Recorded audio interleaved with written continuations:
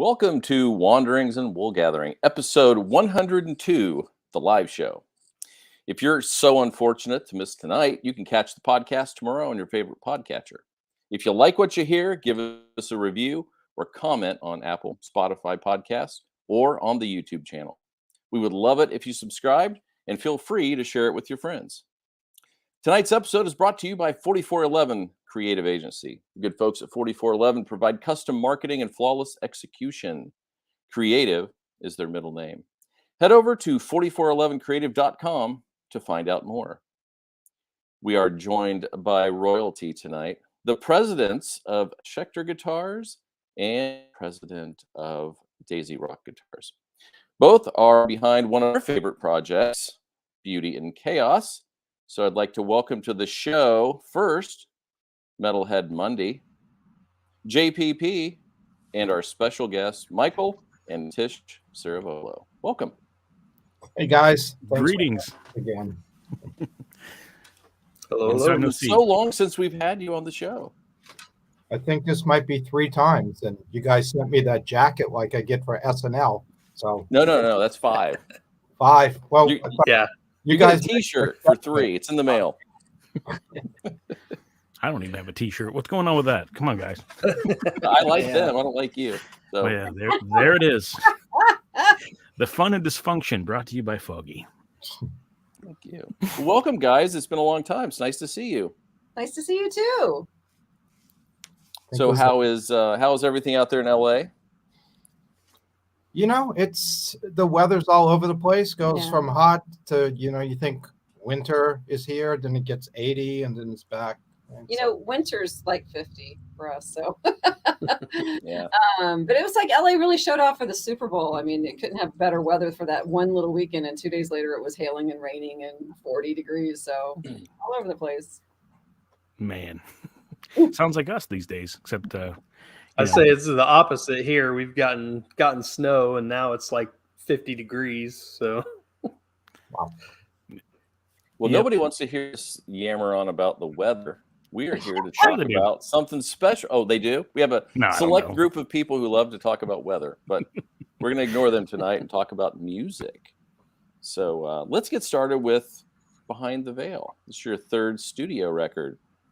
So start us off at the beginning. Where did this all begin? This record probably started at the end of The Storm Before the Calm. When we were laying out the tracks, the last song that was created was Stranger, which was, musically, I knew it was a bit different. And then I'd reached out to Kat Leone of Holy Wars, and she just, turned this piece of music into a fantastic song. And I thought for a bit about maybe not including it on this record because it seemed to be a little bit of a departure, but it seemed to lead into what would come next. And so that was sort of, the genesis of this new record, Behind the Veil. I mean, for a fleeting moment, I was going to call this record The Calm, but it modified. And so that was the start of it. I thought the 3 ladies, including my wife here that sang on the debut record, I thought those were some of my favorite songs on Finding Beauty and Chaos, and I think maybe they got a bit overshadowed by some of the names that were on that record, and it being such a long listen, 14 songs. So it was kind of nice to revisit, and I always seem to try to paint Beauty and Chaos into a little bit of a box by going, we can only do this, and this one we eliminated male singers. So that limited some of the singers that we could pull in, but I couldn't be prouder of this record. Very nice. Yeah. And, listening to it, you can hear just how rich and diverse it still is, even with, no male singers whatsoever. One question I did have, first off, I think that's cool that, Stranger is kind of that transition and how that inspired the next direction. You're 3 albums in. What kind of processes? I mean, I'm sure there was efficiencies now that you and Mr. Rozon have a kind of a workflow going and things like that. Do you have any changes or ways that you broke up this process this time around to make it a little different, or did you kind of want to go with lean and mean and let's get down to it? Well, I wanted it to be a shorter listen than the 14 songs, just simply because of the time that it takes to do this. I was determined that this record was going to come out in the beginning of 2022. And just, I have a day job, I have a family. Michael works a lot in the studio. He's doing the new Ministry record. He's also played pedal steel and is going on tour with Jerry Cantrell. Oh, wow. So it just seemed like, let's do this shorter. If I would have waited longer, I had a list of about a dozen ladies that I wanted to work with, and hopefully I will get to working with them all. I never, when someone says I'd like to come on board, I certainly never want to brush anybody off, but it would have taken too long. And that sort of was the impetus to add some remixes to this, and also flip our script a little bit about waiting to do a remix album after. I kind of broke that up and just, put those on there, because I think everybody that did remixes on this was a really different take on each track.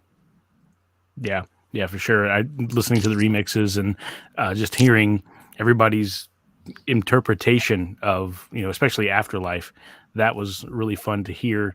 One had a big rock element, one kind of went very industrial in some aspects and had like a little dark brooding bass line that fit here and there, and just really, really cool across the board. It's fun to hear how somebody takes principal pieces and unfold it into, well, this melody will work, or this chord progression, change the voices underneath it, and you have a new mood, or expand the existing mood, things like that. And that's what's fascinating about it to me.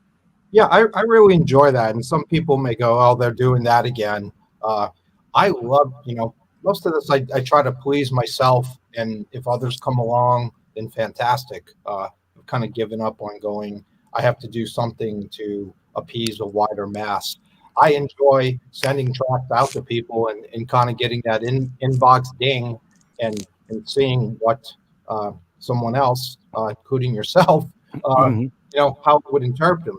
Some remixers and producers ask for all the tracks, and some to go, just give me the tempo and the vocal. And, that's why I think they're also diverse and different. But I really enjoy that process of seeing, how the song evolves or how another person hears it. So, it's a big listen, this record, as it, with most things, Beauty and Chaos, it kind of expands and grows. And this turned into 25 tracks again. But, I think people will find their gems in it. And, hopefully at least give each remix a chance. For sure. So when you were talking about if something fit on the record, when you went into this, was there a theme that you had in mind? Not necessarily like a concept record. I don't feel that here, but was there sort of a theme that you were looking for, other than the fact you were having female singers? Yeah, I guess I find that when I look back at, I Will Follow You with Evie Vine on the first record, knowing that was going to be for a female singer, I just seem like musically I tend to do stuff that has a little bit more of the dreamy atmospheric element to it. And, I think that is the kind of the thread that runs throughout this. To try to spark some new ideas, I did some different tunings. I got a couple of bizarre little, I got like a Mando cello guitar, and I got this little Avanti 8-string, almost a weird mandolin, and things like that, and then run them through my bizarre, mountain of pedals and stuff, just to kind of spark some different things and tunings, and to see if that would take something a different way. Because no matter how hard you try, I think if as a guitarist is something you start playing the same chord progressions and this and that, and you start going, I did that before. And I think the tunings and weird chord voicings were kind of, is a line that runs through this record. And I enjoyed that. And maybe the last song being the heavy one, I sat back and went, okay, Grasp the Stars is probably the heaviest thing we've done since the first record with Unnatural Disaster. maybe that's where the next record goes. It gets Metal. That's so surprising coming from you after your entry on this one. And I did have a question for you because in the review that I did, I said that was my favorite song on the record, and it is. I just questions that everybody asks, and I guess my question for you tonight is, I've come to like a similar ending that you did. The sort of love in the end is all that we can do, and Right. as in my day job, I deal with kids with needs and struggles, and all I can do in the end is just love them and treat them like I would want to be treated, like my own kids. So how did you come up with that ending? What led you to those questions, and then eventually that final thought? Well, it was the whole experience of having an NDE. I had it years and years and years ago, but I've been slightly obsessed with watching a lot of the documentaries on YouTube and always reading the books. And I think that is just the final realization is that really, I mean, I think John Lennon had it right. All there is love. And so that's right at the end. I was saying in the song Afterlife, it's no matter what you're going to go through, when everybody experiences this moment in their life where they're going to die, and everybody's going to have that interpretation about what happens to them or what they think is going to happen. And then, not a lot of people get to come back and talk about what happens. But so many of the stories that you hear are the same story, is that they have this encounter with Jesus. They have this encounter going to hell. They have this encounter with the Archangel Michael. And if they come back, they really realize that it's not, going to work and paying your bills and getting in this grind that we kind of all accustomed to. It is really about who you love. And, I always say something very morbid to my husband, like, who's going to be there when you die? Who's going to be at your funeral? Those are the people that you should really concentrate on and really feel love for, because they're the ones that will be there through thick and thin. And that's usually your family. And, so that's why I kind of did it. Like, that's in my Christian world that I live in. I feel like that's the best I could do, is to like pray for the rest of the world every day, and then just really show love for the ones that I do love, and try to show love to even the ones that I don't. Just, having a very overly positive experience with death. Yeah. The hardest thing is to love your enemy, right? So yeah. And that's what we're called to do. So I was really moved by that song. I thought that was fantastic. Thank you. I'm very impressed that people are having the same feelings about it when I wrote it, that I was able to express that. And we're going to do a video about it, and I think the video will really tell a little bit more of the story about, like, when you die, and then that moment, you hear all these people that go to the hospital and they go up to the ceiling and they start seeing their body, and like everybody has this experience where you start searching, like, okay, now what? Now that my body is done, what is going to happen? And so I was really trying to express those in my lyrics. Like, that's something that's universal and that I feel, and everybody will feel when that happens to them. Cool. Yeah. I mean, I was really proud of what she did on that. I mean, we live under the same roof, obviously, but I didn't hear her working on anything. I mean, we did the music, and from the music, I felt that was going to be the needle drop song on this record. I always think in terms of vinyl, like that would be the first dun dun. That was like that's a cool intro, and it's a different arrangement type song. I was listening a lot of Disintegration at that point, and I was going for that feeling that Untitled did on that record, Prayers for Rain, that stays kind of linear. And I was going, hey, I have this song idea. It's not going to be this big dramatic, here's the chorus and here's this, so I said, think differently on this. And the song does kind of go, it is a straight line or a flat line. It's a flat line. But, it's not the type of song that everybody would write to. A lot of people would go, where's the chorus? Where's the lift? Where's the hook? Where's the bridge? But it works. It seems that to me sets the tone for this record. It felt very measured in a way, with all of the short questions that repeated in a way that I thought gave you time to think about it. Like, it actually let the song sit with you for a bit. So I think that was a great choice, not to have a lot of rise and fall and build up and do all this stuff. It just kind of sat with you. And I think that's what it needed to do. So One thing I really liked, I'm sorry, I didn't mean to cut you off. Go ahead. I'm sorry.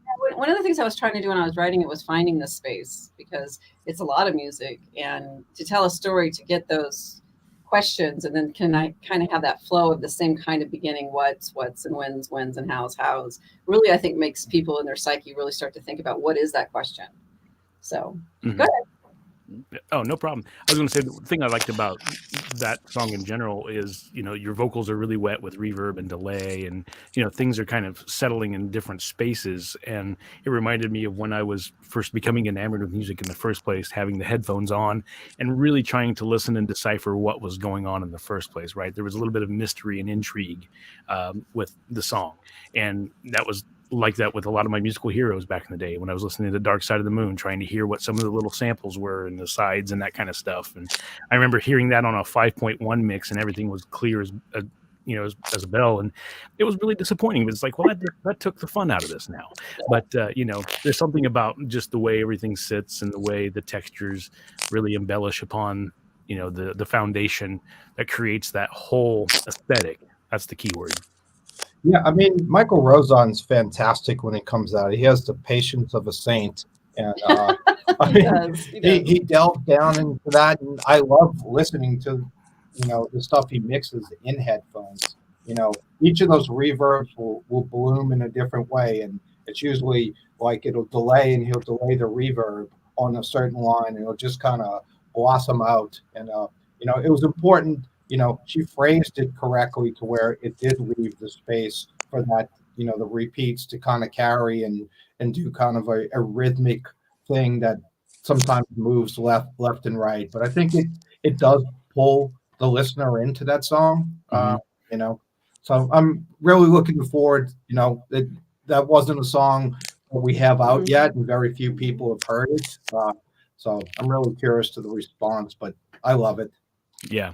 Definitely. And it's funny you saying, him being, patient and whatnot. I see your studio pictures, and, he's usually in the corner with the doll working away, and you're the mad scientist in the background doing something, so, you're always in a different position in the picture, and he's always doing his thing. Well, I probably said this in our other interviews. I'm really thankful for him because, I'm sitting in my little home studio, and I used to be into the technical end of it more than I am now, but on his level, and having Michael produce this and everything certainly leaves it to where I could, play with the pedals and work on that part and know, that the technical side of it and, all that is going to be proper and everything. And he, he helped a lot on the songwriting on this. He knows theory and stuff. I'll make up a chord, especially on some of these weird tuned instruments that we were using, like Orion is kind of a non-standard tuning, and I have no clue what the hell the chord is. It just sounds good, and when I step on the electric mistress, it swirls, and he'll sit there and on the piano thinking, oh, you're playing an 11th on top, and it's like, yeah, that's what it's going for, 11th on top. What's on the bottom? Naturally. Yeah. Awesome. Monday, we've been yammering away and not letting you get the words in edgewise. Do you have any questions you'd like to contribute? It's been listening and enjoying the chat so far, but you guys have touched on the songwriting a little bit. So I had a question about that. This is your third project now. You kept it tight with like the 6 basic songs before you sent those out into the world to be mixed up and mutilated and sent back. So has your songwriting process changed at all? Like, with these artists, are you presenting them with a completed track to just then write lyrics to, or how does that process work? That was definitely the way Finding Beauty in Chaos was. It was like completed music, and the singer really had to kind of fit in to that. I think when it got the Storm Before the Calm, I started trying to look at it from a singer's perspective and going and maybe not give as many melodies and filling up the space to where they had to latch on to something that was already there or picking up on a melody. And I think this record, there isn't most of that embellishment got added after. So it allowed Michael and I to musically kind of play off of what the singer sent back. So I think this one, even though everybody, all six of the ladies wrote the stuff at their own studio, their lyrics. I mean, Cynthia in Brazil and Elena in Italy. Uh, it felt a little bit more like we were really collaborating, like sitting in a room in a weird way. Like here's how this song goes. And I mean, we changed a little bit of arrangements this time, which didn't happen a lot in the past. Like they did something and it's like, oh, let's extend that or let her, you know, there was some revisions this time that maybe weren't there in the first two records to where it's like, hey, continue that, or that really worked. So I think that's probably the difference in the way this record kind of came together. And as far as the six songs, I mean, Beauty and Chaos songs tend to, you know, good or bad, have a six in front of it on the time.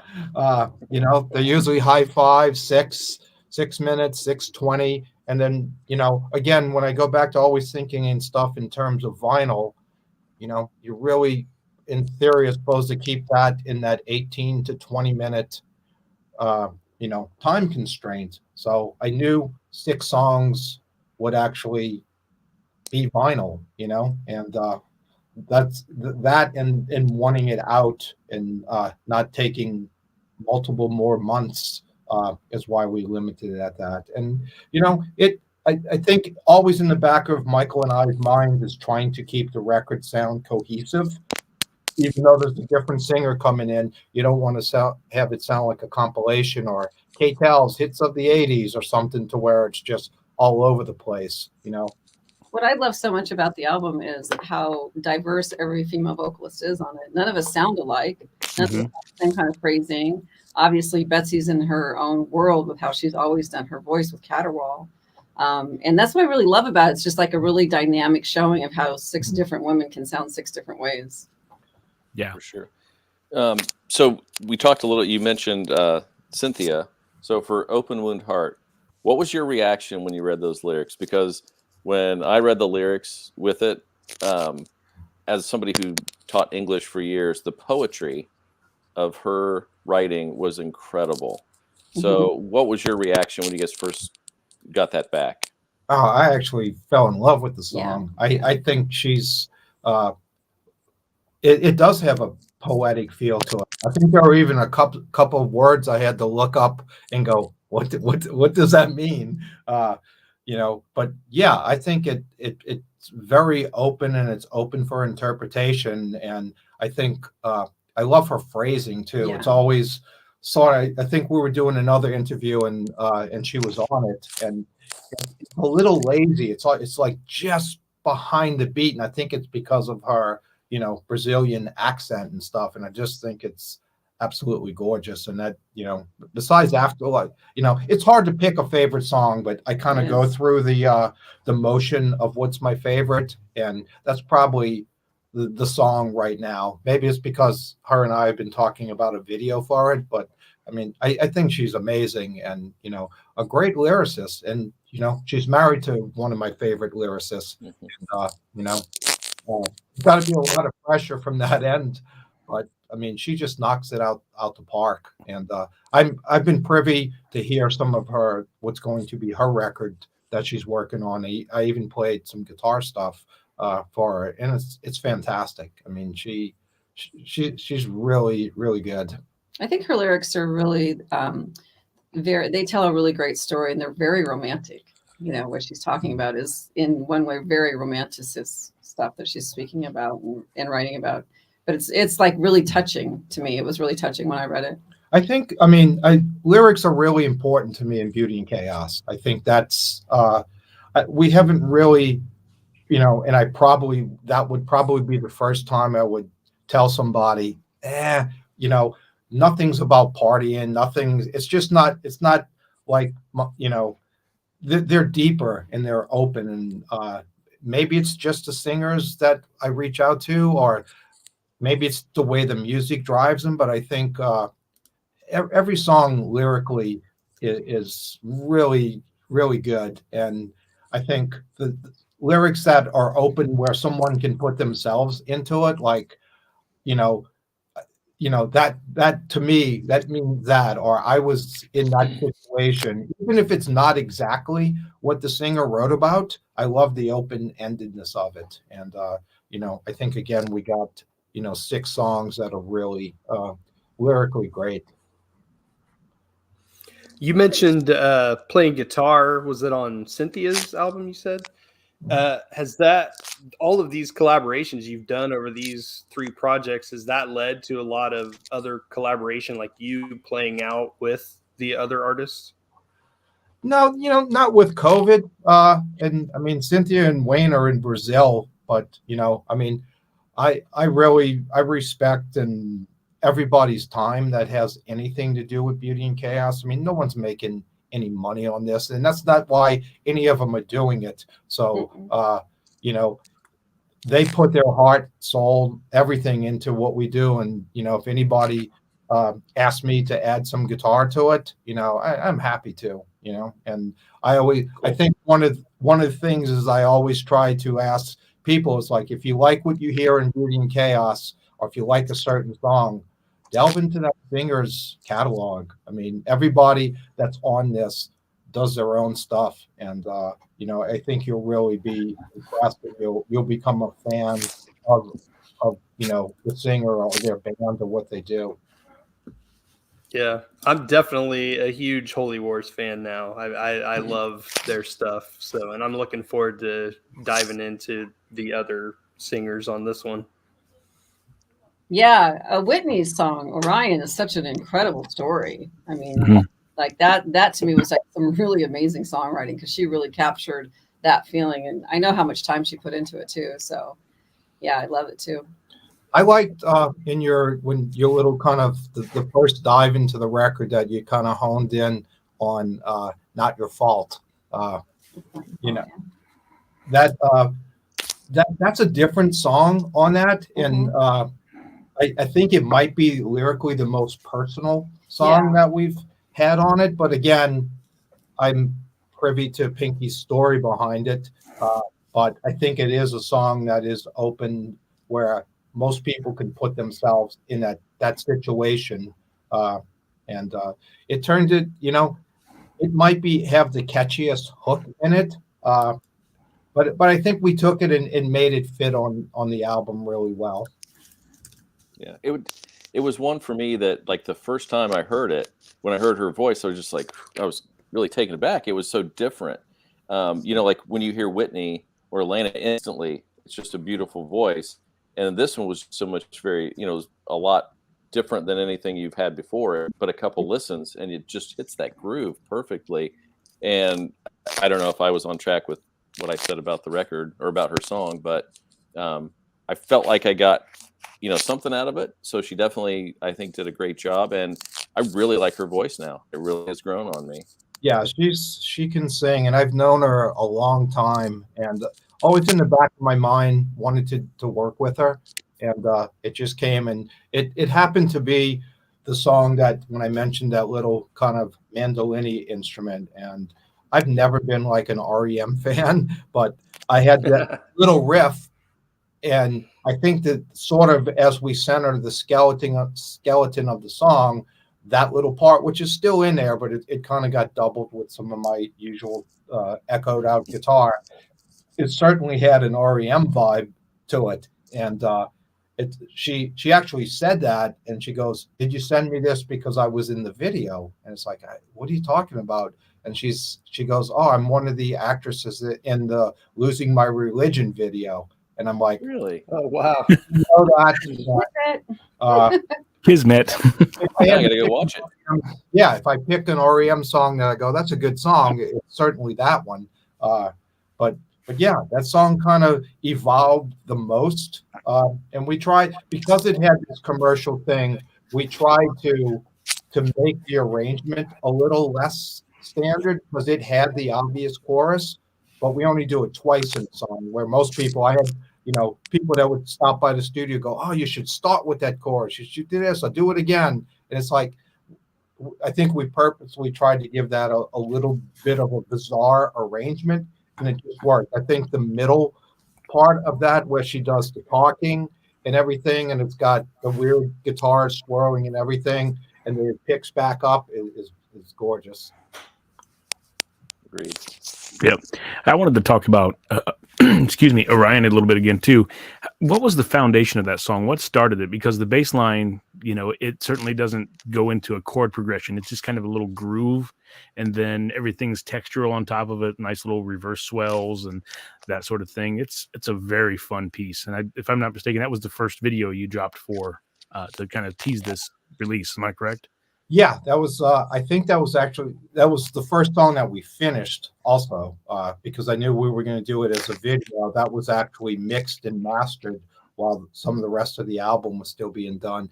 I was looking to see if I had it here. I guess it's at the studio. A weird little instrument. It was Eastwood. It's a Warren Ellis Mendocaster. Mm-hmm. So it has Mando. So it has 8 strings on them, and I forget the tuning. I have it on the back of the headstock. It was one of those songs that I just kind of started moving my fingers in different places, going, okay, yeah, there's this. And I had it in one of my little pedal boards with some reverb and some swell stuff going on. So that song actually started from that tuning, and that's a sound. Mm-hmm. I think Michael did the bass on that, and he plays bass really different. He'll make it move against the chords and things like that. I think he comes from doing almost like a piano background of how he approaches it. But that song started with a guitar sound, and I think Whitney was like, "What do you think?" And it's like a cross between Bjork and Bauhaus. I threw at her, which I don't know how much wider you can get, but she just honed in on it, and that song probably came together the easiest of any song I've written. It's just she did it, came back, she sang it at our house. Michael wanted to do it.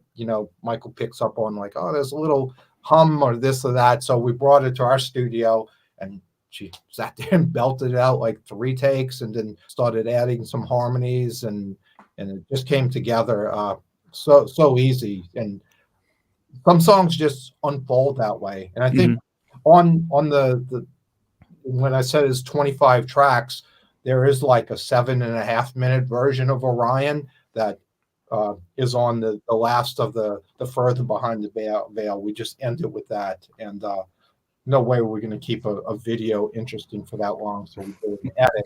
But it's got a cool outro that I think almost has this Kashmir vibe to it. There's like some weird guitar stuff going on, and you could really hear her vocal range. She does some wonderful like Arabic kind of scales, and it's going around. And she started doing the talking thing where she just had the lyrics and was talking words, some of them backwards, and it just kind of worked. And just like keep going. Yeah. It's like, oh, we got 7.5 minutes. Nice. And I can attest to how it feels when you have a kind of an unconventional instrument or a new toy, if you will, and you're messing with it, and it just fuels inspiration, and so you get a different take on approaching your normal routine of things. That's always fun. And then 2, how crazy cool is that video? There's some really good production in that, lots of kind of cinematic things going on, special effects and everything. It just blended beautifully. Yeah, it's the same crew that she used. I think her song was called Incantation, and it's very cinematic. So she's like, once we started talking about the video, it's like, why don't we bring your team who did that? And they came in, and we shot that, and I'd never done anything in front of green screen before. So it's like this, you're really putting the trust into, it's like, I'm standing in front of this green cloth, and what's going to happen? Worried that it could come off looking a little cheesy or anything, but I think it just fit lyrically. And I'd never seen Whitney perform before, so you're really putting trust in, when it says Beauty and Chaos featuring, and whoever you plug in there, you're really counting that they're going to carry it. And she knocked it out the park. She had a couple of different and exotic looks in it. Yeah. And she really had some ideas as far as the dress, right. Like how we were gonna. How we all were dressed. She did a mood board on Pinterest and did like a whole like layout on here's the exact theme we're going for. Nice. And, yeah, so was really prepared. Yeah, so it's nice. I have my hand in a lot of the video stuff, but it was nice on that one, kind of to go, hey, you're doing it, because we were actually going to do the next one, the Kiss of the World. We shot that like 2 days later. Yeah, we did back to back. Yeah, we were. Wow. Tish and I were going to see our daughters, and we were going to take an RV trip to drive to Chicago to see them, and we were leaving in like 3 days. And then we shot these 2 videos back to back. So it was like totally switching gears, because even though they both have green screen. I mean, Elena did all her parts in Italy. She was the one there that just sang in front of green screen, and Vicente and his industrial films team did an amazing job, taking that whole Matrix, Via's Vendetta, anarchy theme that I just picked up from Elena's Politics, and just her look, and I thought both of those 2 videos were fantastic. Right on. Yeah, no. And I know you've been working with Vicente for a while, and he always knocks the visuals out of the park and does a really nice job of, everybody's showcased nicely. It's not, kind of focused in one direction and that kind of thing. It's always real diverse and full of a lot of unique things, basically. Well, thank you. Yeah, I enjoy work. We have a really good time while we're doing it too, and that's been since the first video, Storm. Yeah. It's just, I mean, I don't know how many he's done for us. I mean, Yeah, I think there's 3 maybe that he hasn't been involved with. And the one that we're premiering along with his album, we did a video of Grasp the Stars.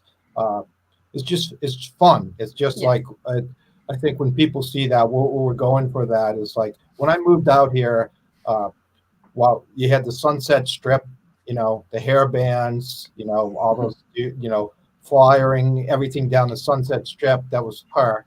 And then they had the dark waves. There was a club called Scream, and that's where I met Betsy and Caterwall, and Jane's Addiction, and all those bands that were in that darker stuff played at this club, Scream. And I was in Human Drama at the time, and we had the silhouette lights, the long coats, the dry ice. The full-blown dark wave goth thing. So I thought, why don't we just do a video like that? That's fun. So there's lights, there's mirrors, and a couple of other little visual things that we did. But it's fun. Yeah, it's really fun. fun. It's not a storyline like these other ones, but I think it's just this nice thing to go along with the record. And I know Tish mentioned that we're talking about, we're doing an Afterlife video, and we're also going to do one for Open Wound Heart that will be certainly more cinematic and focused on Cynthia and Tish, and probably have little or no band in it. But, I like to keep the videos swinging back like a pendulum, like as different from the previous one as possible. But this one's really fun. I think people will get that out of it. And Betsy, again, did a great job carrying it as the front woman. Right on. And you mentioned the dry ice and such. I order like frozen produce and frozen foods every once in a while, and they put dry ice in the bag when you're in the package with it. So I think next time I'll just have to take that out and throw some water in it and shoot a video. Yeah, just sit in your studio, just have it going off like that. Exactly. I'll do it during one of my business meetings when I'm on a Zoom call. Don't mind me. I remember we used to use Human Drama. We were back in New Orleans when we were playing, and we went from being this kind of a bit poppier band and got darker over the times, and then it went with the big hair and everything. So I actually had one of those Roland GR707 guitar synths, which is junk. Or at least I didn't know how to get anything out of it, but I had it on the floor and did not realize that when the dry ice, which is moist, covered it, this thing just started having a mind of its own and patches and triggering weird stuff. And it was just, I didn't know what to do. I couldn't get through the dry ice, but it was damp and it was just going a bit haywire. So. This is the ambient portion of the show, ladies and gentlemen. Stick around. That's awesome. We've been talking about all of. Oh, sorry. Go ahead, Metal. I was just going to add, we're talking about the videos. Your ideas for those. I mean, how does that start? Do you just you like hear the song and be like, this one kind of sounds like maybe this, or when I listen to this, I see this. Like, how does that start for you guys? Yeah, I think some of it is visual. I think I sometimes see music or see, the lyrics and try to figure out how to best put, I think it's two different things of making music and then making film and somehow trying to tie that together. You know, uh, like I said, for Kiss of the World, I had watched a couple of videos of Elena, and she's living in Italy, and as this country, there's a bit of a political divide, and you know, she has her take on it, and she speaks her mind about it, and I went, okay, that has this, and she in the black, she's got that whole like Trinity from Matrix look about her, so.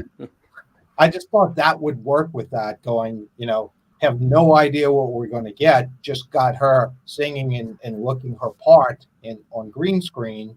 And then we were able here to come up with like 3 different scenes to make that video seem to work. And Vicente's team, there's shots of me and Elena together, Tish and Elena, and she's on the other side of the world. And it doesn't just look like we're floating in there.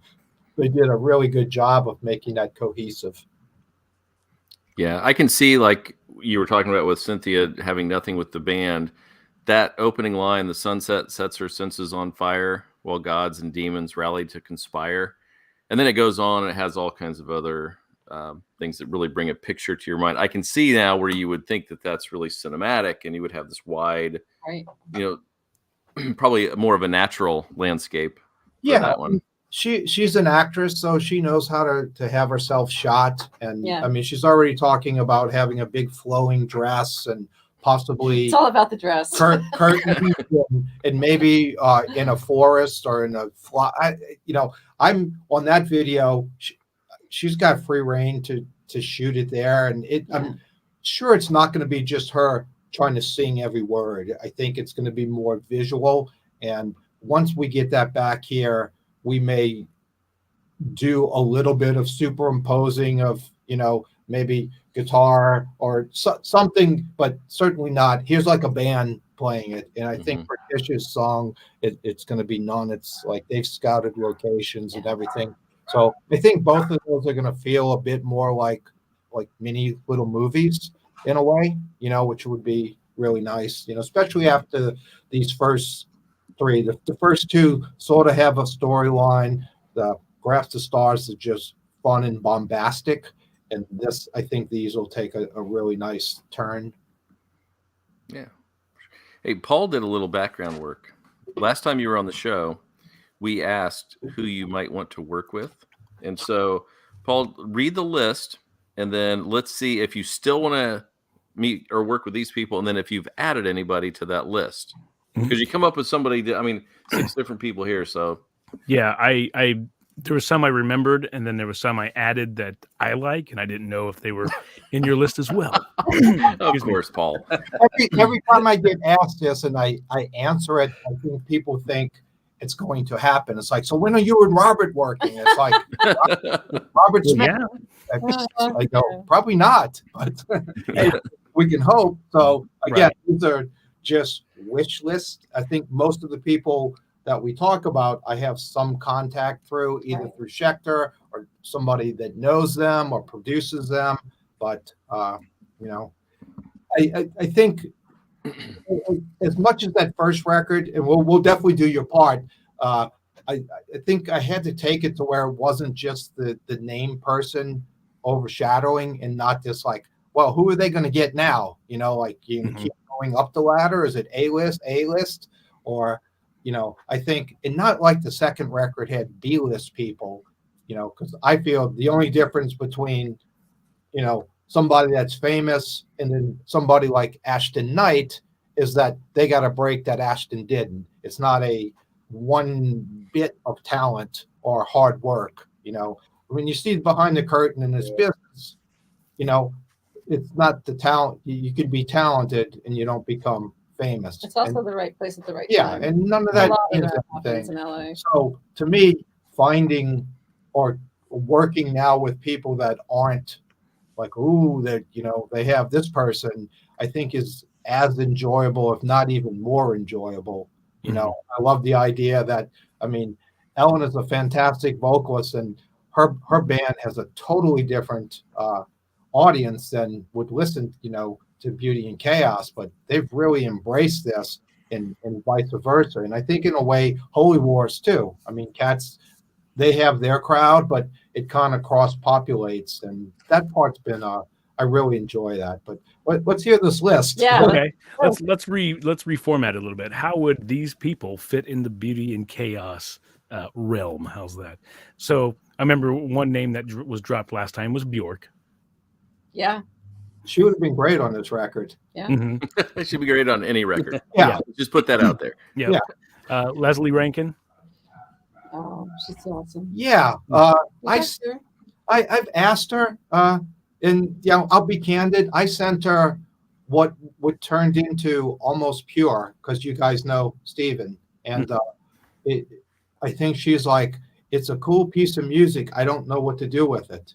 And fair enough, but I think for Leslie, if it ever came to that, I think she would have something to do with the music too. And I would probably write something that was really sparse for her, but I do really enjoy what she does. Certainly. A couple of that I added. I don't know if you're familiar with Lou Rhodes of Lamb. Do not know. Okay, kind of electronic down-tempo stuff from the early 2000s and such. Fantastic voice. I forgot to put one on here. Beth Gibbons from Portishead. Oh, of course, that's amazing. That'd be amazing. Yeah. Yep. So, and then Sharon Nelson from Massive Attack. Yeah, I think some of the stuff definitely has that that vibe.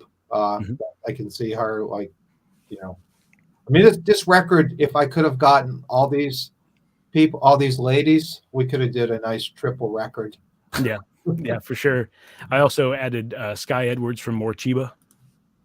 Do not know. Oh, she's fantastic as well. And then last, but certainly not least, I threw a curveball, Juliette Lewis. Yeah. She's the actress. Yeah. Very cool. Yeah, she's got a badass edge to her that I think that would. Very. Oh, I love her bands. Yeah, her music is fantastic. She's a good singer. Yep. I mean, maybe like I said, Grasp the Stars. This record, it has a lot of dream pop, shoegazy. Rachel Goswell would have been fantastic on this record. I would have loved to have Evie back on this record. I think that would have made this sound a certain way. It would have been a challenge to do, 10, 12 songs in that realm without it sounding repetitive. But I do, my head's spinning with the idea that Grasp the Stars, which is more guitar heavy, could lead into something on the next record that maybe is a little more stripped down, a little, I mean, I grew up Johnny Thunders, the New York Dolls, T-Rex, Bowie, even to Kiss and Aerosmith, like the first couple of records of both, like just that kind of low slung, kind of glammy guitar thing. And I could see doing something like that and getting some, guys and girls that are a little bit more belty and stuff doing it. And that would be a little fun to do something like that that's maybe less textured and a little stripped back. Because I do have that side. And go vote. Go ahead, Tish. Go vote at the Rock and Roll Hall of Fame for the New York Dolls. Oh, yeah, nice. Voting's up right now. Obviously, Pat Benatar is winning, of course. Deserved, but the Dolls are on there. People should vote for them. Rock and Roll Hall of Fame is supposed to be about bands that influenced. At least that what it was originally was. Yeah. So, I don't know how. I mean, there'd be MC5, not influence. There'd be no Iggy. Then there'd be no Dead Boys. There'd be so many bands that So it's becoming a popularity contest. Yeah.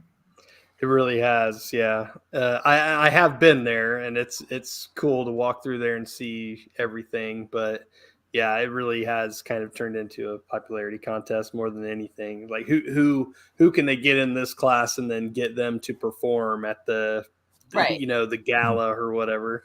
They got to But fill the yeah. Yeah, I wanted to circle back on something you guys were, you're discussing working with known artists versus kind of more unknown artists. And I will say, as a listener, I appreciate the unknown artists more, because if I see a name that I know, I expect that to be great in some way. Like, if I see the name of someone that I love, I'm like, oh, cool, they got them. That song will be good. But then I see names that I don't know.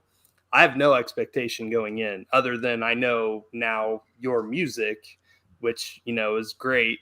But I don't know this vocalist, so I go into that, I think, with my ears more open, and trying to take that in and experience it more, if that makes sense. No, it makes a lot of sense. Like I said, I mean, that first record, when I mentioned, like, Betsy's got a great song on Finding Beauty in Chaos, but it's near the end, and she's following up, Wayne Hussey, Robin Zander, Doug Pinnick, Ice-T, like, and then that's on the second record. And I think you combine people's attention span, the lights that are on somebody that's, has, bigger selling records and all. And I think some of those songs got, overlooked, which is sort of why I went smaller, as far as, 6 songs instead of 14. And, at some point, I'll run out of who I'm going to ask. I mean, the phone book contact list isn't, endless. And, it, like I said, it is enjoyable, like finding, trying to find the right person to marry up to the song. Because, I mean, when we send the song, or it's not even a song yet when we send it to a singer, it's a soundscape, it's music. And, it is finding the right person to take that and turn it into a song. And I think we've got I like to think, 1,000% track record that it turned into a gorgeous song, and it is, again, when I talk about this, I feel like I got to go, I certainly don't look, Holy War, Kat, or Whitney, or Cynthia, my wife, anybody that's like I can get them because they're not famous. I mean, that's not the thing. Right. Once that song, those lyrics and melody and their voice comes back, that's the song. It doesn't matter. I can't imagine in my head anymore about someone else. I can't sit there and go, oh, this would be so great if Peter Murphy sang it. It becomes a song. That's the stamp and end of story. Well, you mentioned that you don't have an endless list. All right. So does that mean that basically you're not interested in having people back that you've had on already? You just want to keep pushing new territory? No, I had really hoped to have Evie on this record, and it just, she was, moving and got COVID, and it just didn't work. I'd, of course, love to work with Wayne and Ashton again. They're both have become dear friends, and I mean, I just think they're both fantastic. I don't want to keep going back, and I never want my friends to feel that they're obligated, and they both have their own career. So if time works, then fantastic. I certainly, anybody that's on the records, to me is part of the family. And, for as long as I do this, I'm happy to have them back. If it works in contact and they want to do it again, yeah, fantastic. If Wayne doesn't want to sing it, I'll keep working with his wife. Fair enough. Oh, And we'll suffer through that. Listen to you, sarcasm. No, that's great. Excuse me. And then, one thing too, of course, we haven't got this album out yet, but at the end of the day, are you kind of foreseeing the future as far as, like, do you have a map of some things you want to cover this next go around after this? I know that, there's especially now with COVID and such, the challenge of putting together live events. So you tend to go back to the lab and get back to brainstorming after a bit. So I'm kind of curious what your thoughts are there. Well, I'm always getting sort of a slight forced hiatus, which might be good because Michael, at the end, he's just finished ministry. He's getting ready to go on the Jerry Cantrell tour. Probably if he didn't do that, I'd be going, let's start again. And Mhm. I think maybe taking that step back, wrapping my head around these two videos that I really want to be great after this, uh, and then starting to write some. I don't know where the next thing will go. In my head, I was thinking of doing a couple of string of singles.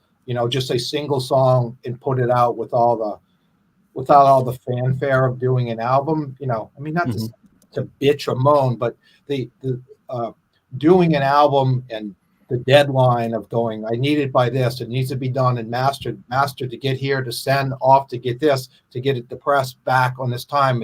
It starts being a little bit. It's a full-time job. And Oh yeah. I start, when this record's available on vinyl, and at the places that pressed our first couple of records quoted us 65 weeks to Wow. press a record. Mm. Ashton found a company that does short runs and would turn it around in 12 weeks and like 3 to 4 times the cost. But thankfully our label was like, okay, I know you want to have it on vinyl, but I start seeing why people do digital. I almost want to punch myself saying that, but it does make releasing stuff. People complain, and rightfully so. I mean, we're sending some stuff to Europe, and postage is the same price as the album. And I mean, there's so much that stacks up against physical music. So, what am I going to do next? Try to get these two videos. Let this record sit a little bit, kind of wrap my head around it, and forget who we were with the other night, but we started talking again about the idea of how, and when to do a live show. I mean, probably the last time we was on, I was sort of talking about it, and COVID happened. Before this ended, whatever, I just go, I can't do this anymore. I'm empty, or it's not, whatever reason that we stop. It's never gonna. Crazy. It's I crazy. think I'd love the challenge of seeing how to put this on stage. I don't have any notions of touring it. I mean, it's just not financially feasible to do it. But the idea of doing something I hadn't done before, which is obviously would require some tracks to have some of the elements of textures on an additional guitar player. And I've always said from the beginning that it would have to be the person that sang the song to do it live. I would never ask, hey, Ashton, Wayne can't come. Do you want to sing Man of Faith? Or John, Ashton can't come. You could do Storm. That's that becomes karaoke, not in a good way. But the more singers that come into the fold or the family, the more of a chance I think we have of going, hey, we can do 2 shows, change 50% of it the next night, make this a really nice event, maybe film it and, broadcast it or do something. Yeah. That really appeals to me. Like finding a beautiful venue, and seeing who would be able to come and do it. I mean, I think we were saying, I'm like, well, if Wayne and Cynthia came over, that's 5 songs. Yeah. We're halfway there. Doing something like that, I think would be really nice. Then I could get, some guest guitar players and stuff to come up and help and add to it and make it kind of a fun event. What happens after it? I start going, oh, we can make a DVD, and I start going, well, who buys DVDs? I don't even know, but just the thing of doing it and then filming it for people. Obviously, it seems that whatever the Beauty and Chaos fan base still seems to be 60%, if not more, in Europe, UK, Germany, France, Spain, seem to gravitate toward it. Maybe that's some of the bands. Maybe it's just that, sometimes they have better taste in music. Right. Of course. I would, love for them to be able to, if this gets to happen, kind of see it and experience however they could. My idea is that there would be like a max headroom. So we could like have a full band and then just in the middle have a TV screen with the real singer of each song. I got shut down on that idea, but I thought it was really good. No, I did imagine us doing a natural disaster, having Zach do his solo, have Doug play bass and sing, and then having a big TV monitor in the back, and have when the breakdown come, have Ice-T doing his thing on that. That would work if it was just one time. Right. But That would be cool. Hey, we have a question for you from Andrew Waters. He actually is a producer. He produces a group called Deva Quartet. It's a string quartet that does a lot of hard rock interpretations. They did They did the full 2112 suite. You can find it on YouTube. It is spectacular. My son and I drove to Hamilton, Ontario to watch them film it. It was really cool. And they're doing Lateralis, which is fantastic. And Andrew writes these big story kind of narrative songs. So his question, I'm going to put it on the screen here for you. He said he visited the booth at the Musical Merchants in 2017 and was shocked to see the white Prince cloud guitar. The official answer was a hard no at the time. Do you think there will ever be Prince guitars available from Schechter? well, there is. We did make them for Paisley Park, before, he passed, and they were selling them. I mean, Prince even took them. I think it was his Jam of the Year tour. Yeah. They were selling them at the merch booth. Yeah. So we were making them. I think if Andrew talked to me or anybody at NAMM, it was like Schechter doesn't sell them. It wasn't like a Schechter. The only Prince Cloud guitar or any guitar that ever had a Schechter logo was when who's the guy who did it on the Grammys? Looks and sounds like Prince. Bruno Mars? Yeah, Bruno Mars. He did it great. Ding, I win. You won. He played and he did like maybe Let's Go Crazy or something on one of the shows, and they asked to loan it. And I just said, well, if we're going to put it on there, we stuck a logo just on top for the show, and it's like, okay. But I think that was the only reason I said no to the guy, because that's not, we wouldn't sell it. That would go through, and now when an artist passes, and especially one, if he passes, there's no succession or who owns stuff, it becomes really kind of convoluted and people laying claims to it. I mean, we had people come talk to us, somebody from the Hendrix family. I'm, the third cousin to Jimmy's, whatever. And I'm just like glazed over. I have these sketches that Jimmy did, we'd like you to do them on guitars and license them from us. And I'm like, that's ridiculous. I mean, Schechter had nothing to do with Jimi Hendrix. I don't want to be looked at as I'm, robbing the grave of somebody. So, if like he could find them. I mean, they were probably going for a lot, and there's some talk of doing it again. But then Paisley is going to be a museum. It's going to be a regular studio. I think maybe once that gets situated, maybe it happens again. Cool. Yeah, But thanks for the question, Andrew. Appreciate it. He would have been on my list to play. Yeah. Yeah. No kidding. Watching this halftime show Oh, yeah. and then looking back at Prince playing, it's just like this is a sad state of music. Well, he also had the rain in his favor during Purple Rain, right? So that was just, man. Yeah, he asked the producer if he can make it rain more. Yeah, It's so classic. exactly. Oh, goodness. My husband's being very low key though about Prince, because Prince was a big fan of my husband's, and Not me. yeah, I did. He liked all the stuff that you did, and then when I started Daisy Rock, we kind of based the neck design on an actual Prince guitar, that slimmer neck profile, and in Daisy Rocks, and he played one of them through a couple of one album that Takumi was telling us about. He played like a Purple Heartbreaker with one pickup in it through the whole album, because that was like his favorite sound. That's cool. So he was like a recluse guy, but he actually spoke very highly of Michael. He really did. That's great. Yeah, you need to tell people that. That's awesome, Michael. There's not a person on the planet who doesn't like Prince. I don't care what kind of music you like. You like Prince. Right. Yep. In some way, shape, or form. Yeah. For sure. Amazing guitar player. I don't know if he Yes. gets credit, but have you guys seen that While My Guitar Gently Weeps? Oh yeah. Yeah. Where he steps out. I mean, when you look at the story behind that, it's like at sound check, they were kind of like, and you're over here on the side. I mean, the first 3/4 of the film of that, you see barely him sticking out the right side of the screen.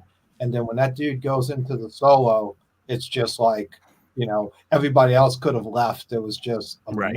Yeah. And They had no idea that was coming.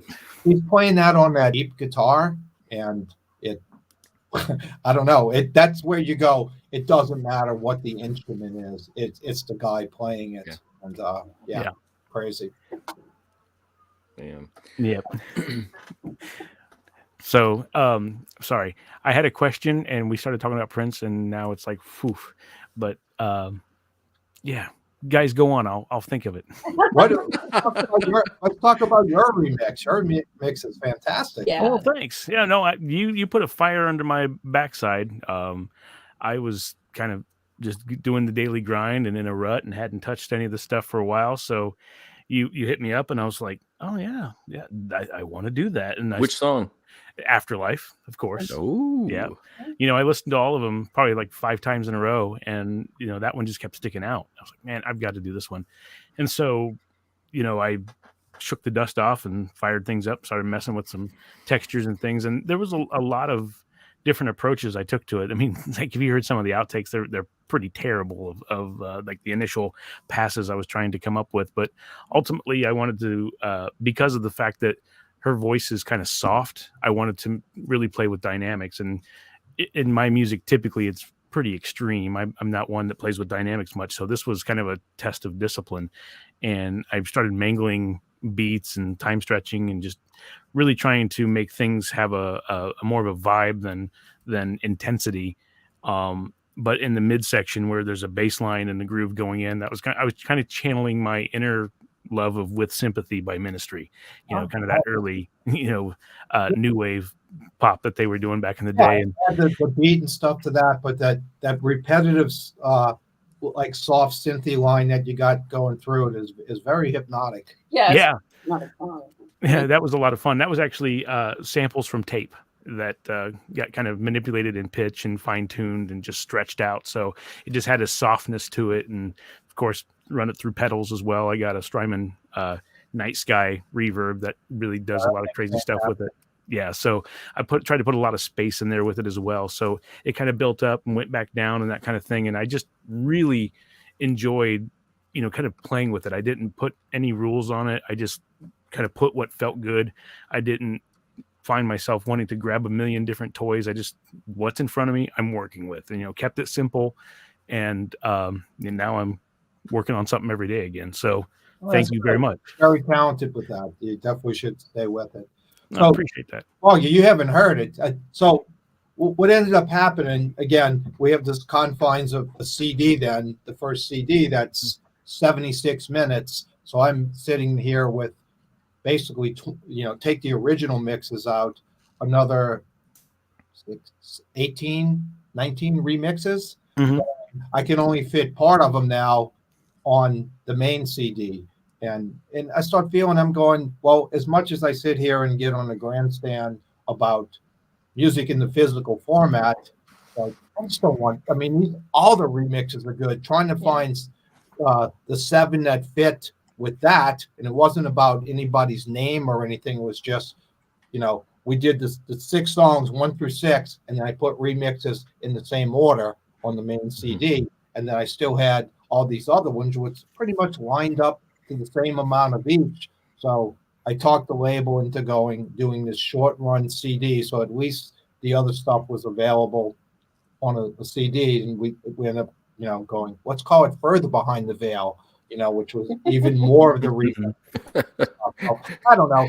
Maybe I'm throwing too much content out there, but I like to think that each of these, the way people reinterpret the songs, is a different listen. And maybe you listen to it in a mood. And if you listen to in Afterlife's your favorite song on the record, maybe you sit there and go, well, let me hear these other 3 remixes of that and see how how it works. And the same thing, I mean, there's a bunch of them of Open Moon Heart. I mean, Tim Palmer's remix of it is stunning. And then Cynthia is a really big fan of this Mortal Coil in Cocteau Twins, and she was thrilled that John Fryer, who did this Mortal Coil and has this, it's early 4AD stuff, kind of gave that song that treatment. He stripped pretty much everything out of it, and added some instrumentation in her voice. So again, I think there's a lot of gems in there. It's a big listen, probably not a one-nighter. Well, you never know. It is. So, we were talking about doing a lot with the music. Paul's talking about all of his process and everything. Do you ever just get to the point where you're like, I've overworked this. I need to just bring it back to the essentials and, and just put out the simple version. Does that happen often? No. I still have this kind of, like he loved, is the tinkering. Sometimes to me, it isn't I can do this. Let me write a song around this guitar gymnastics. To me, it always comes from a sound. It's mixing things around, or it could just be one chord, and I'll go and find a drum beat, and then it just kind of like guides me to it.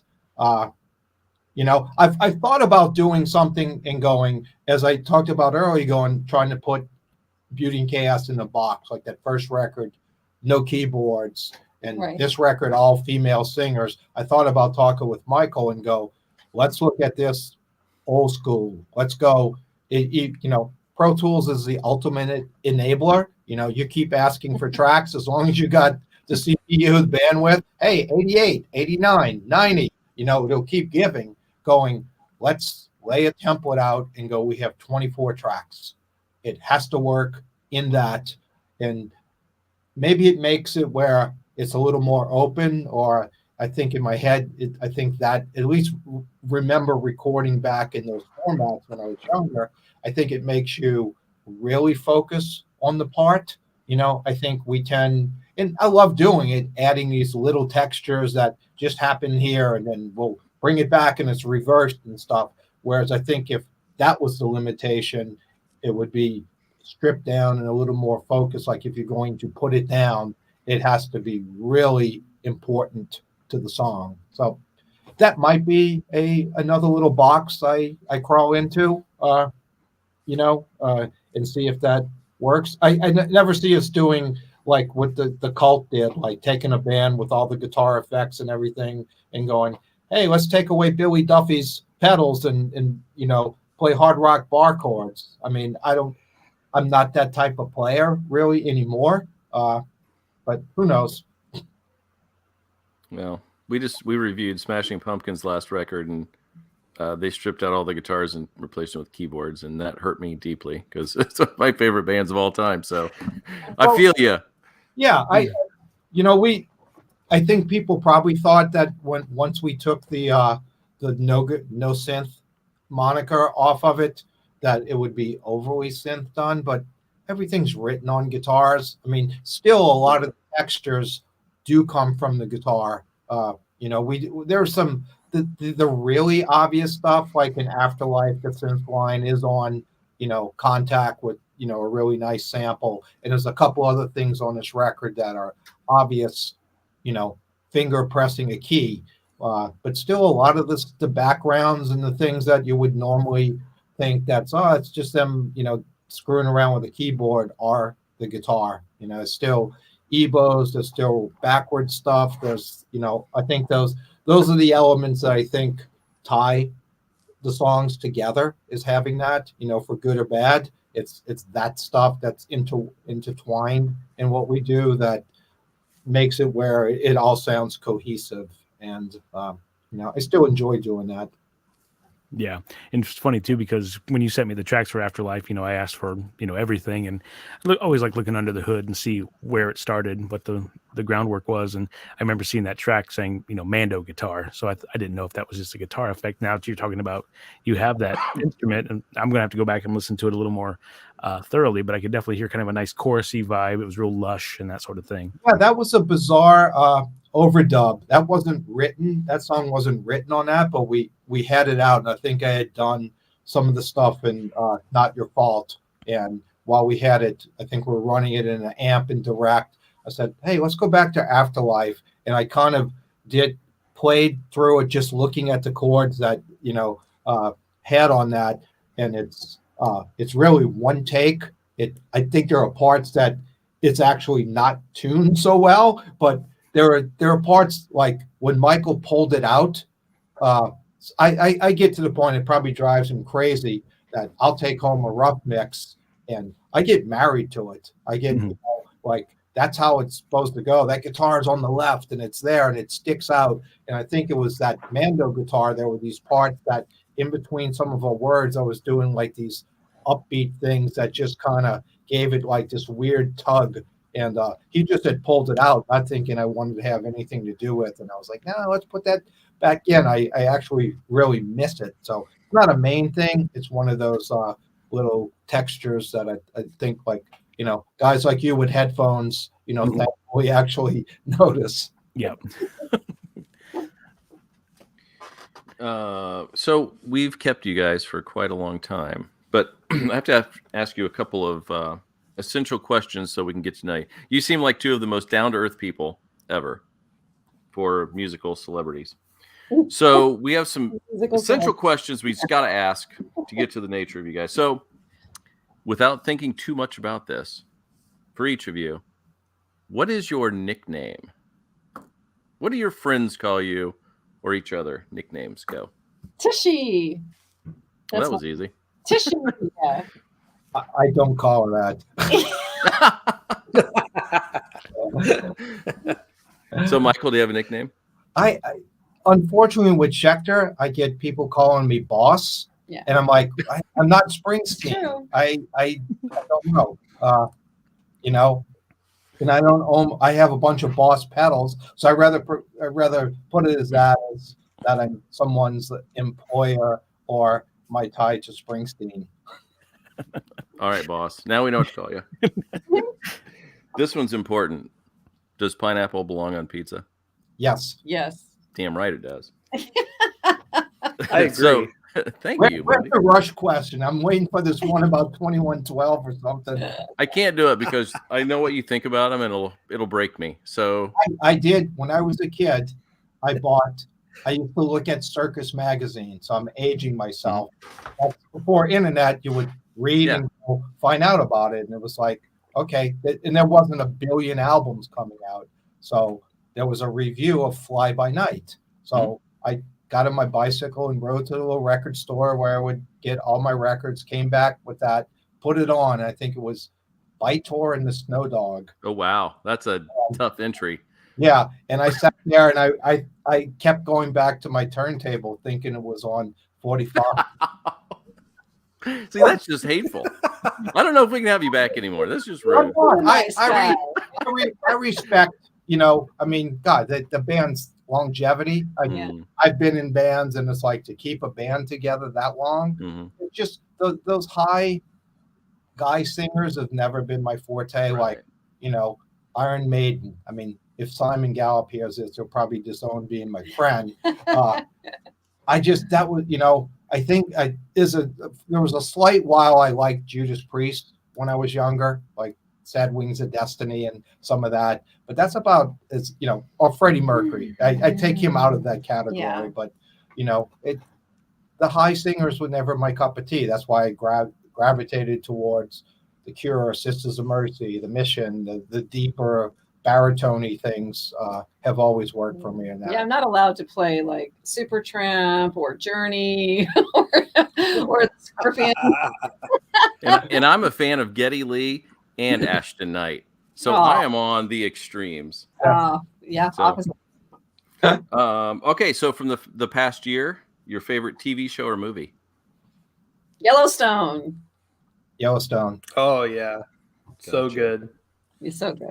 Favorite new music from the past year? You want to pick it up?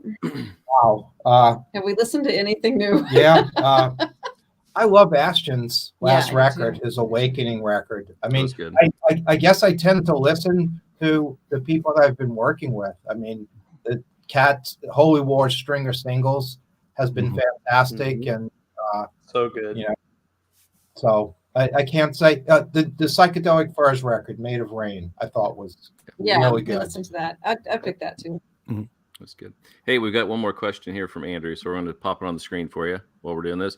What do you think the biggest challenges facing independent artists today? Yeah, where are you going to start? Where's You the know, I guess I'm gonna quickly do This my, another hour.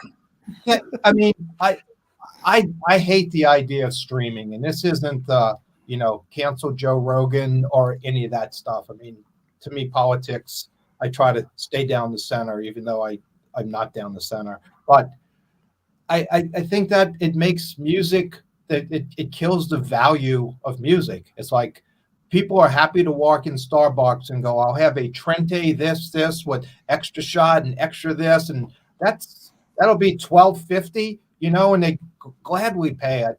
And then, somebody will go, hey, here's my new album, my new single. The single's 99 cents. Yeah. And people are like, oh, I'll hear it on Spotify, or I'll hear it I'll listen to it on YouTube. And I think I don't know. I don't think people get what's involved in making anymore. music. I think that it's a computer. It's like, and you see these things will pop up on Instagram and chord progressions, do this.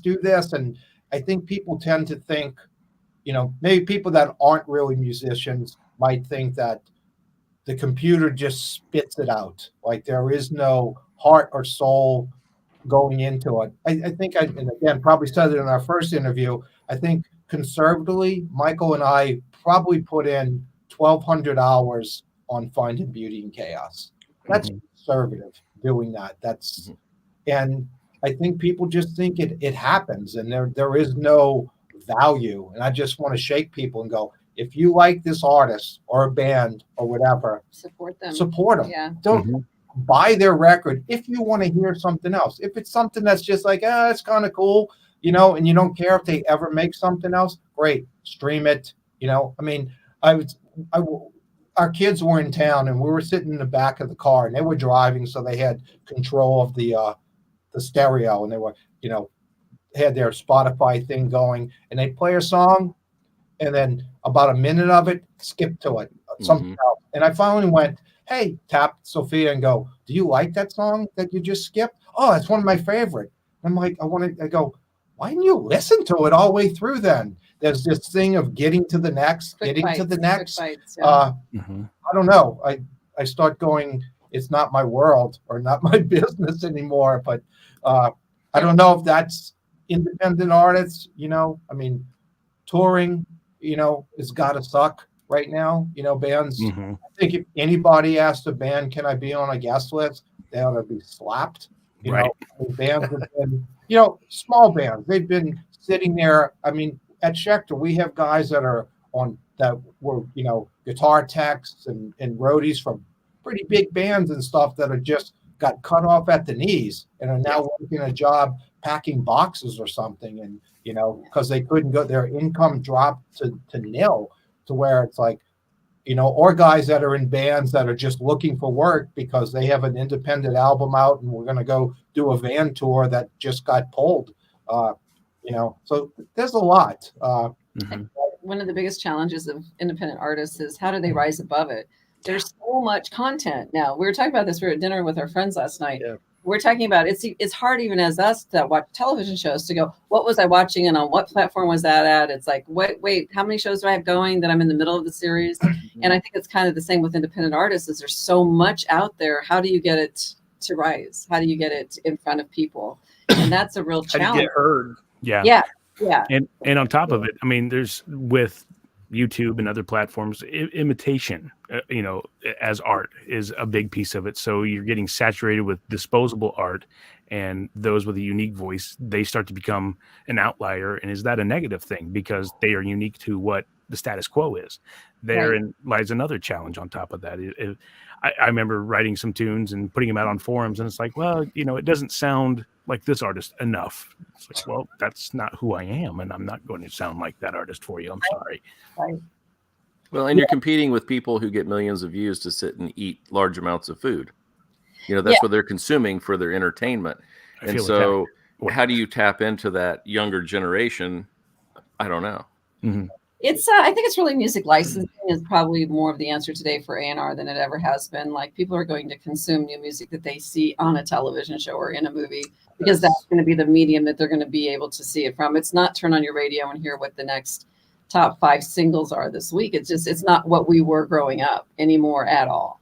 So I think it's always music licensing now that really nails the deal for new artists to get heard and because I'll be watching something and I'll be like, oh my gosh, I love this song. Like, I'll have to get my phone out and try to figure out what the song is. So I mean, I guess working with a couple of the people that have been on are younger, and seeing that their struggle, that they're almost thinking there's this formula, like I need to post at this time, or this is when you get the most views or hits, and it's just like, I don't know if I'm just now the old crotchety guy on the porch yelling, "Get off my lawn, kid!" I don't have time to play that part of the game. I mean, there's good and bad out of technology. That's technology is oversaturated it. I don't think you invest your heart and soul. Not some do, but it's easy to get into music, and if that doesn't work, I'll just become a gamer. I'll be a influencer. Where when I grew up, it was like you live or die. It's like this or bust. And on the other side, technology makes it where I can do this record. I mean, if I had to go in a real studio, like a big studio, couldn't afford it. No. Couldn't have Wayne Hussey. Couldn't have Simon Gallup. Couldn't have Eleanor. Couldn't have Cynthia. Anybody that's not not around wouldn't be involved. So there's that good and bad, but the sheer amount of content makes it really hard. Used to go in a record store and hear somebody talking about something, or like read a magazine, and go get it. Now it's just like it's disposable. But I mean, hopefully it changes. I don't know. You keep hearing that vinyl's on the rise and this and that, but I don't know if it ever goes back. I think the record companies and everything let it get out of hand. I don't know if that genie ever gets put back. But one thing about being an independent artist, you have to remember is like what you can do. Like, if you had been on a label or Warner Brothers, would he let him come out with a 6-song, different female, singer for each version? Mm-hmm. Songs, it just wouldn't have happened in how the record business used to kind of be. And so it has opened up some, I mean, there is some positive to it, that it has opened up these doors to create how you want to create and not by what a bank is telling them that they have to do for a budget. My wife, glass half full. Yeah. Yeah, Andrew, good point. It's really hard to break even, with streaming royalties and such. But to Foggy's point earlier, I think I'm going to start making synth videos while I'm eating mashed potatoes up close to the mic or something. ASMR, that's where it's at. I guess anything that's good has come from that Neil Young pulling and other people doing that. Whatever was the start of it, I think maybe some people are starting to go, they get what for streaming? Because I've had my friends go, I'll go, hey, dickhead, you didn't buy my record. Oh, I streamed it. I pay for Apple. Like, do you really think that does anything? Is that helping my little label recoup because you pay your $9.99? How many decimal points do you think is behind that point? But that this artist or the people who co-wrote with me are going to see from doing it. And again, not this is that about money. Yeah. I think there's that notion that, you're getting paid, or, you should be doing. You want to know why concerts are $250 and why a t-shirt is $80 when you go to a show? It's because this isn't the days when Van Halen sold, millions of records and they were making $4 or $5 per vinyl sold. That's why those guys have houses and things like that, you could sell. There's artists on YouTube and stuff and Spotify that have millions of plays and probably can't even pay a week of their rent. Yep. for that. I was on this panel with Exene Cervenka from X, and she brought out her royalty statement, and it was 75 pages long, and the check she got was $133. Yeah. So Wow. Completely front and back of how many things have been streamed of their song. I came home with a 17-cent check to show her. I'm going, they actually mailed this and the postage was more than the check. Yep. wow. So the question, like everybody talks about how bad the artists used to have it because management would basically screw them over and take a lot of it. But it almost seems like even being screwed over by your record label, you still were way better off than you are now. Well, streaming wasn't what it is now. So I don't know. I'm even saying before streaming, like before it was even a thing, I think artists are smarter now than back then. Yeah, before. So if you had the mentality now that you would know that, TVT screwed over Trent Reznor and Queen didn't make any money off the first 3 records. Right. And you had that, that part of it. And then with the way things were, being handled and paid, those 2 things would be fantastic. But it's, now it's like you're smart and you're probably not going to get screwed up. I mean, most people don't even have managers and stuff like that anymore. It's like, what am I cut my 0.00006 and you want 10% of that or 50? Why don't you take all 100% of it? And, so I think there's that element of it. Well, there's an ownership that a label would also take of the band, and it would be like, you got a record deal and you basically borrowed enough money that you could have bought a house with the amount of money that you had to borrow from the label to actually be out and go on a tour and like set it up. And there's a lot of people that went into big debts with those. It didn't become the big Jane's Addiction or whatever it was at the time. So it was a financial problem if you weren't the top 3 at a label. I worked at A&M Records in 1997, 98 and kind of saw it firsthand.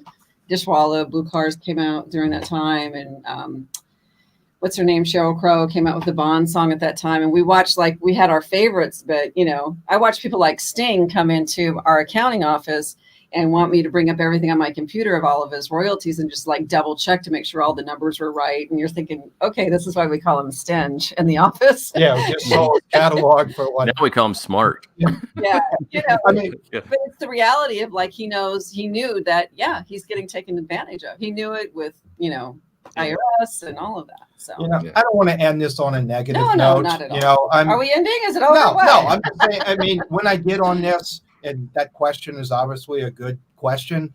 Do music for the love of doing music. I'm fortunate, and I think most of the people involved with Beauty and Chaos are certainly not doing it for money. It's for that end result. It's hearing that. Anything that else comes with that is just gravy. Yeah. And I know everybody isn't blessed to have a day job or something like that. They are a touring musician and going and playing in a coffee shop and in that to try to make their ends meet. So we're fortunate. This whole project is a lot more fortunate than people that are really struggling by making music. And I really feel for them. And like I said, buy their music, go see their show. That's gas money to the next venue. Right. Don't ask to be on a guest list or, hey, can I have that? Can I stream it? I mean, that's all. I'm happy with what we're doing, and couldn't be prouder of this record and all of them that we've done. And I hope we continue to do this. Well, we're very proud of what you've done, baby. Not just me. Amazing piece of work. It's an amazing piece of work. Everybody. It's everybody. This it's great that this family has grown into that, and really become really good friends with people that are involved in it. And that's the joy of doing it. And if you don't say the word ladies like Jerry Lewis, every time you use the word ladies, what do you want me to call them? Girls? I mean, ladies, gals. So there you go. Gals. Yeah, my southern the gals, the mams. You can't win, boss. Oh, just live with it. So we'll give you guys kind of the final word on the album. So anybody listening, why should they buy this record, and where can they go and buy this record? Give us all the details. On our website, beautyandchaosmusic.com, as vinyl. There's still a few copies left. CDs, digital. Any vinyl or CD you buy, you get the full digital. 25. You can just buy a digital release, 25 tracks for $9. I mean, you can do the division on that and go how cheap it is. Why should they buy it? I think it's because there's nothing else out there like it. I mean, it's just so original. And these ladies, these ladies are talented. It's really gorgeous lyrics, and I think it's got longevity. I think if you buy this record and you like it, you'll like it 2 years from now, 3 years from now. I can still listen back to Finding Beauty in Chaos and go, "Yep, I like it," because I do listen to it from a different perspective. I listen to it as a fan of the singer and not as like, oh, I wish I would have did that guitar part different. And this is really the first project I've done that. I mean, Human Drama Records, Gene with Jezebel, I've always listened to it from the thing like, oh, that snare, it's driving me crazy. I don't listen to it that. I listen to it like I would listen to a record I bought. So I hope people enjoy it. I think it will touch them. I think they will be able to immerse themselves in it, and the lyrics will touch them, and they can actually place themselves in what's coming out, of the singer's mouth. Mm-hmm. That's okay. So it doesn't seem like we're just letting you have the homer here. Mundy, why should people buy this? I think all the reasons he said. It's something you've probably never heard before. There's so many elements that make up the whole, and that changes with each song because there's different people involved with each song. So you're never going to listen to a Beauty and Chaos project and say that, so last week we reviewed the Slash record, and we're like, after the first couple of songs, everything was starting to feel kind of formulaic. And I mean, there's standout parts and this and that. And that will never be the case with Beauty and Chaos. That makes sense. I mean, I haven't heard the Slash record, but I would kind of know what I think he would do. And that's a good thing. I mean, the guy's a great guitar player, but I do like to feel that this is evolving and revolving, and even in some cases de-evolving and going back. But I hope we're not repeating ourselves too much. And I don't think I love that they don't quite know what to expect. Mm-hmm. Yeah, that's a great point, Mundy. And then Miles Kennedy was the singer on that record, and he would be somebody that would be fantastic to work with you. He has an awesome voice. Good. He can do it all. Nice. So, JPP, why should they buy this record? As I said before, in a sea of imitation, and let alone songs that last 3 minutes, 23 seconds and are sound bites and ingestible, this is one of those albums that, Beauty and Chaos as a whole is one of those projects that takes me back to my days in high school, sitting with the headphones, reading the liner notes, just really ingesting the album art, the lyrics, the tunes, the entire experience. Do I have to flip the cassette? Is there a vital, piece of that pause that lends to side B? Is there a bonus track that's hidden somewhere? That kind of thing. I mean, there's enough of that mystery and intrigue going on with Beauty and Chaos, even though, you didn't have you had a 30-minute tune on the last record, right? Which was very cool. I mean, you just lay back and get lost in it. It was fantastic. Are you being self-indulgent? No. I mean, I just think this is great that, for me as a musician and a person that absorbs it the way I do, it was nice to have that again, instead of just being kind of taken along for a short little ride. Oh, that was it. I have to start it over and play it again. You actually get a full evolving piece, and, be it just the song or the entire work. So that's what I love about it. I appreciate that. I don't think I could expect or hear a higher compliment for what we did, or actually get it. So I'm going to listen back to this and have your whole thing transcribed, and we're going to use that. Cool. You just kind of take out my yammering in the middle. You'll be good.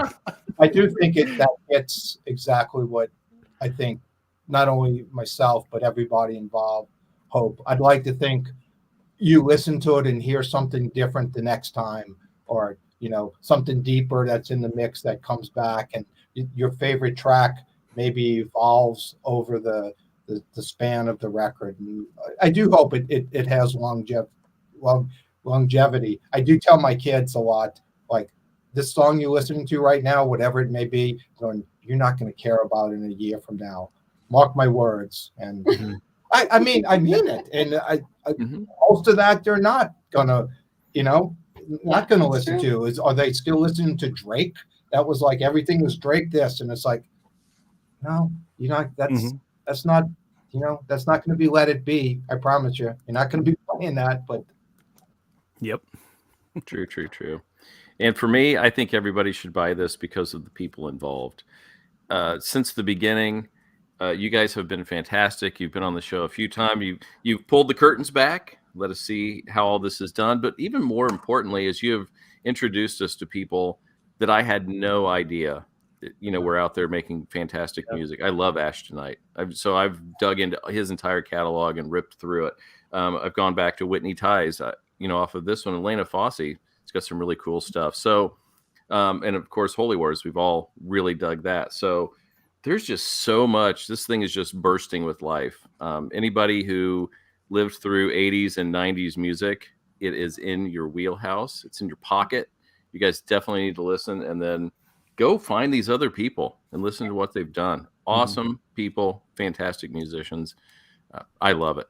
So I can't thank you enough for making this music.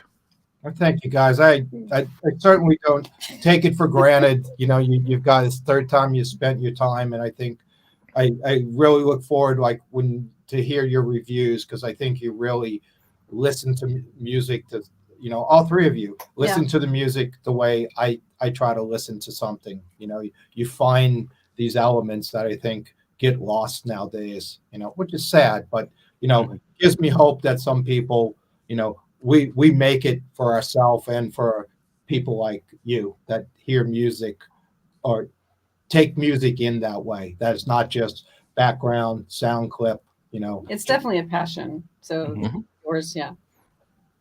Well, thank you so much. We have just a little bit of work left to do, because next week we'll be back. We're going to review the new Tears for Fears. First album they've recorded together in 17 years. So that's going to be interesting. I know it's going to be really cool to see what they are doing. But then we also have a challenge. And so Mr. Mundy, issue the challenge right now. So I came up with this idea earlier, and it actually touches on something I said earlier when I asked you guys about the videos. So my challenge for next week is to pick any song that you like, any song whatsoever, and kind of come up with a brief video treatment for it. Like, when you hear this song, what do you see happening? It could even be, a huge mega hit song that already has a video. What do you see when you hear this song? And we'll figure that out, talk about it. Is that a question for us? No, well, if you want to come back next week and participate. Okay. Yeah, that's going to be our challenge. But you can chime in, comment, whatever the case may be. We'll include feel it. free. If you have something come. That takes a little bit of a. Well, that's a good question. What about Sound of Silence? Yeah. Would be Wow. video. Black screen. Which version? There's some dandies out there. Yeah. Have you heard Ashton's version? Yes. Yeah, it's really good. It is good. Actually. Yeah, it's super. It's even a little deeper than Dave Draymond's, so very good. Well, you guys keep doing what you're doing. I wish there was 1,000 more shows like that. I think it would open themselves up, the doors for a lot of people. But I do, not only for Beauty and Chaos, I do appreciate that you've taken like the people that you hadn't heard before and exposed them. That works two ways street for us. Like I said, Elena's fan base, which is massive in Europe, have really gravitated towards us, and Cats and Evie's and even the Cheap Trick people like going, this is one of the best Cheap Trick songs in a long time. It's kind of cool that it kind of works both ways. That's really what they're getting out of this. Besides the joy of that, it's that cross promotion or whatever. That's probably not the right word, but I appreciate that you always have gravitated to those people that are a big part of our family. And I'm sure as soon as Cynthia's record's out, she'd be a wonderful. You get her and Wayne on that would be That'd be fun. that'd be good. Cool. Challenge accepted. Yes. Yeah. And, of course, thank you for believing in me to throw you a couple remixes your way. I really appreciate the inspiration and the opportunity for creativity. I that's not lost on me whatsoever. And any chance I get to work on something, I'm glad to do it. For me, it's about the passion as well. I've got the day gig, I've got the kid at home and all that good stuff. So it's what keeps the dust off of me at night. And I'm glad you did it, man. Sounded amazing. Really good. Thank you. Awesome. And so go to beautyandchaosmusic.com and order Behind the Veil. It will be shipping February 22nd, correct? Mm-hmm. Actually, some of them went in the mail already. I got my tracking a little bit ago. So. That's right. I got my my vinyl tracking. So we have a bunch of little elves that just. As we were packing albums, my husband was going, I'm sure this is what The Cure does when they release albums, is they send a conference for hours at a time, in the envelope. I just wanted people to get them. I knew we had a postal holiday, and I felt bad that I hate holding anybody's money, like for a pre-order. Mm-hmm. To me, it was like, it came in, we grabbed them. I told the label, I'm going to get some of these out, and I just said, let's just stuff them and get them to people. I think it's important, so. And what did you do on President's Day weekend? Yes. I've been sitting on my porch waiting for my vinyl to arrive. I don't know what's going on. All right. Well, thank you so much to Michael and Tish Ciravolo. Yeah, thank you. I'm sure we'll talk soon. Yes, indeed. Indeed, we will. And you can find Wanderings and Wool Gathering on YouTube, Apple Music, Spotify, Stitcher, Castbox, and SoundCloud. If you like what you hear, give us a review and subscribe. We will see you next week when we review Tears for Fears and we play Jeremy's Challenge. Until then, bye now. Thanks, guys. Thank you.